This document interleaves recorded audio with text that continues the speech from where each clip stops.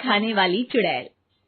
रात को अचानक राधिका मौसी को किचन से कुछ गिरने की आवाज आई। उन्होंने बाहर निकल के देखा तो किचन में उन्हें कोई सफेद साड़ी में दिखा। वो चीख पड़ी, हे भगवान, आलतू जलालतू आई भला को टालतू, आलतू जलालतू आई भला को टालतू। राधिका मौसी को चीखते सुनकर श्रवण बाहर आता है भागते हुए। अरे माँ, क्या हुआ? क्या देख लिया? दादी माँ आ गई क्या सपने में? अरे बेटा, रसोड़े में देख तो कौन है? श्रवण रसोड़े में झांक कर देखता है और उसे कोई नहीं दिखता अंदर। अब रसोड़े में तो कोई नहीं है माँ। कोई सफेद साड़ी में नहीं है क्या? नहीं माँ, कोई भी नहीं है। चिल्लम चिल्ली की आवाज सुनकर काजल भी वहां आ जाती है। अब क्या हो गया माँ जी?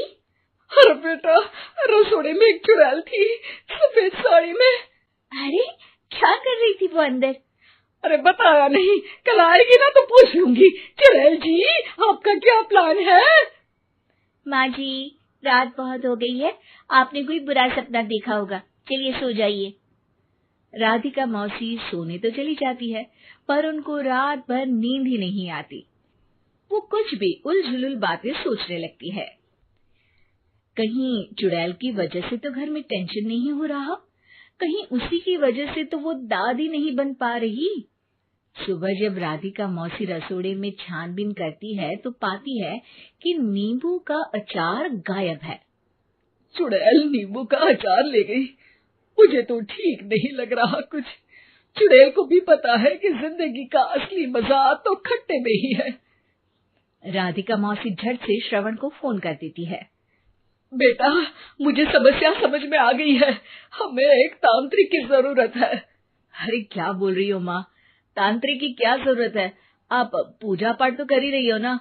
आलतू जलालतू मंत्र सारे फालतू जैसे कुछ मंत्र पढ़ो, चली जाएगी अपने आप चुड़ैल। अरे नहीं बेटा, कभी चुड़ैल को कम नहीं समझते। अरे तुझे पता भी नहीं चलेगा कि कभी वो छल करके काजल की जगह घर की बहू खुद बन जाएगी। क्या माँ, कुछ भी बोल रही हो, कहाँ काजल और कहाँ चुड़ैल।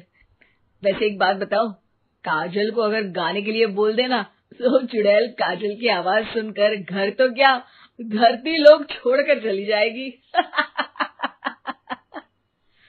तुम ना पढ़े लिखे बच्चे हर चीज को मजाक समझते हो। तुम रहने दो, मैं खुद ही तांत्रिक को बुला लेती हूँ। अच्छा सुन, शाम को इमली लेके आना। क्या है कि चटनी खाए बहुत दिन हो गए है ना? नहीं माँ, इमली तांत्रिक से ही मंगवा लो ना, आटा वगैरह भी उसी से पिसवा लेना। देखो मुझे काम करना है। श्रवण रात को कई तरह की सब्जियों के साथ माँ के कहने पे चटनी के लिए इमली भी ले आया था, लेकिन राधिका मौसी के दिमाग में अलग ही फिल्म चल रही थी। उन्हें अब सिर्फ शक ही नहीं यकीन होने लगा था कि शायद चुड़ैल ने श्रवण पर अपना जाल बिछा दिया था, जिस वजह से श्रवण उनकी बात ही नहीं मान रहा था। पर कोई नहीं, आने वाली रात में राधिका मौसी खुद तैयार हो गई चुड़ैल को पकड़ने के लिए।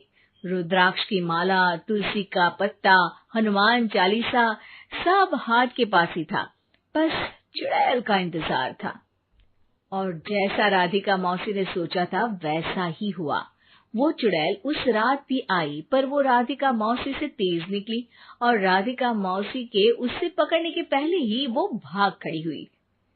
जरूर बहू पे साया है उस चुड़ैल का, तभी तो श्रवण के कमरे में गई है। और अगली सुबह राधिका मौसी पिछली रात हुए हमले में किन चीजों का नुकसान हुआ उसका हिसाब लगा रही थी।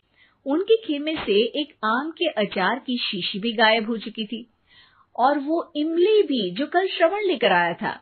राधिका मौसी इस बारे में सोच ही रही थी कि श्रवण जल्दी से रसोड़े में आकर दवाइयों की पोटली ढूंढने लगता है। अरे बेटा, क्या हो गया? अब माँ, वो काजल की तबीयत खराब है, बहुत घबराहट हो रही है उसे। हे भगवान, मैंने पहले ही कहा था कि तांत्रिक को बुला लेते हैं, पर नहीं। अब देखो, उस चुड़ैल ने काजल को अपने वश में करना शुरू भी कर दिया है। हालांकि श्रवण भूतों में विश्वास नहीं करता था, पर अब वो भी डर जाता है और राजी हो जाता है एक तांत्रिक को बुलाने के लिए। कुछ ही घंटों में तांत्रिक आ जाते हैं और राधिका मौसी तांत्रिक जी को सब बता देती हैं।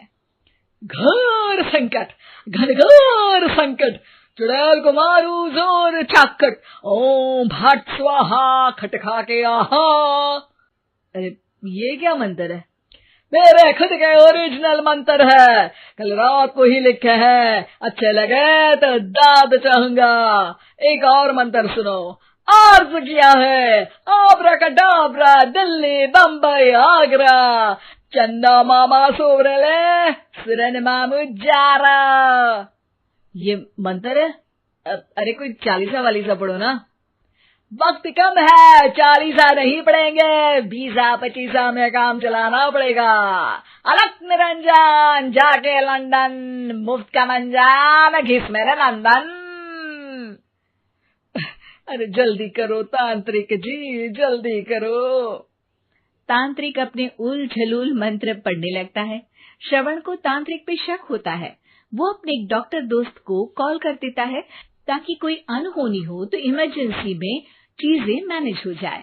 तांत्रिक धुनी रमाता है, जिसकी वजह से कमरे में काफी धुआं हो जाता है और जिसकी वजह से बहू की घबराहट बढ़ जाती है।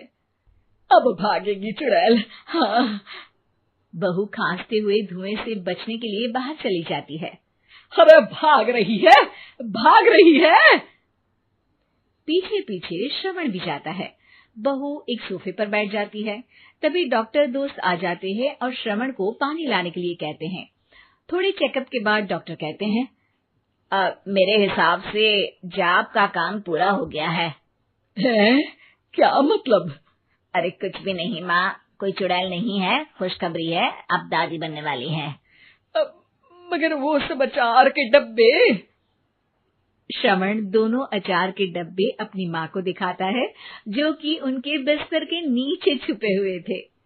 आपने सही बोला था माँ, वो चुड़ैल काजल ही थी जो खट्टा खा रही थी। हमें कल ही पता चला, पर हमने आपको ये तांत्रिक वाला काम करने दिया ताकि आपको भरोसा हो जाए कि भूत वगैरह कुछ होता ही नहीं। अच्छा अच्छा, ये तो बड़ी खुशी की बात है, पर बेटा मुझे एक झाड़ू तो ला दे। क्यों माँ? ये तांत्रिक का भूत उतारती हूँ मैं।